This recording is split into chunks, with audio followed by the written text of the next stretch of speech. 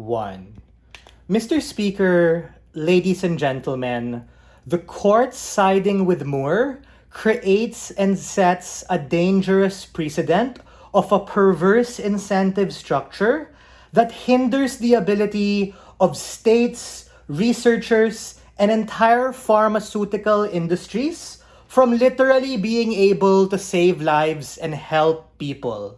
The backbone of drug development and pharmaceutical capacity is on quick and efficient drug development. Our opening might have talked about how it might even be more expensive, but to be charitable to side proposition, even if these things aren't as expensive, it makes it slower and impedes the process of rolling out and distributing these particular drugs. That is to say, if opening government wants to talk about Moore's consent and closing government wants to talk about Moore's full disclosure, we from closing opposition say fuck that. Because in a perfect world or in debate land, that might be important. But in many instances, we're saving Moore's life through that leukemia procedure, like what I raised in my POI to take out that cancerous malignant cell, and also their intention of saving huge swaths of people, regardless of Moore's rather selfish desire to be able to get money. Because guys, it's not like Moore or the doctors knew it was special and they tried to screw him over. These were all circumstantial at that particular point in time, given the nature of what this debate calls for.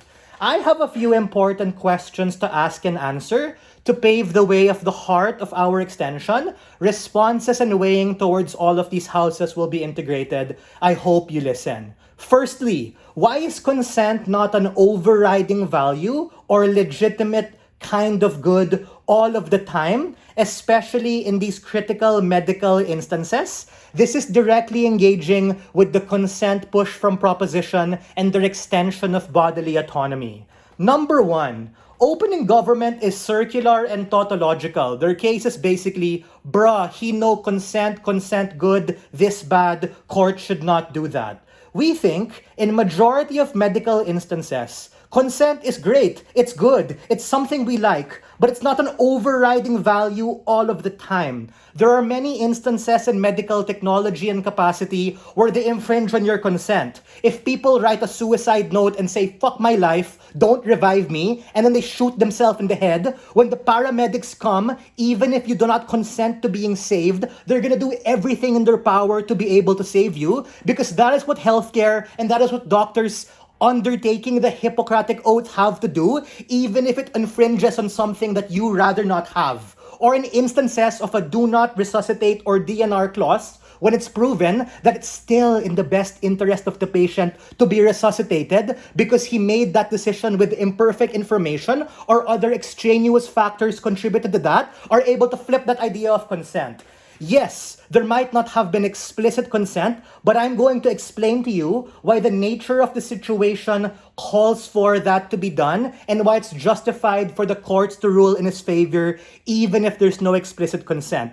2 things to serve as legitimate extension from our opening, which are very important to break this round. Number 1, the nature of university hospitals, something that side proposition glibly ignores. We're not just talking about any specific research facility or hospital. We're specifically talking about a university hospital, just like the Johns Hopkins School of Medicine in the United States, wherein it's expected that these medical students who are clerks or interns are probably gonna do some fucking dissertation or thesis on the things being collected. And those particular things in and of itself might not have explicit consent, but whether Moore chose to go there or he had to go there, these things in and of itself, because science also has the decision to push these things further, overrule that. Number 2, let's examine the context of these cells being taken. Because opening up's right, we're not fucking taking your organs and doing shady black market stuff that OG asserts.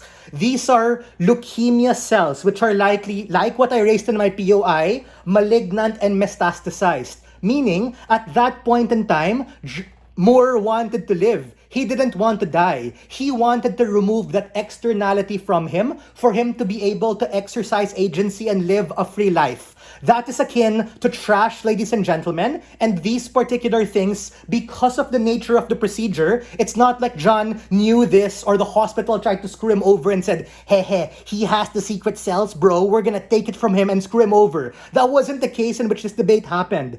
It was the case that they tried to save his life. Secondly, very importantly, something that our opening missed. Let's discuss the nature of drug development and an examination of ownership, literally what you own, and intellectual property. Guys, more cells are a minority single component, maybe the last piece to a puzzle they've been investing and solving over decades, ladies and gentlemen. It's a minority component. There are other chemicals, other inputs, other trials, and other processes that go into the drugs. Last time I checked, was Moore even a researcher or a doctor? No. He is driven by that decision in hindsight because he wants to be able to make a buck out of it. The millions of dollars the pharmaceutical industry and these researchers put into all of these particular things matter more. Opening opposition mentions this, but they lack the mechanisms. I'll give you certain mechanisms.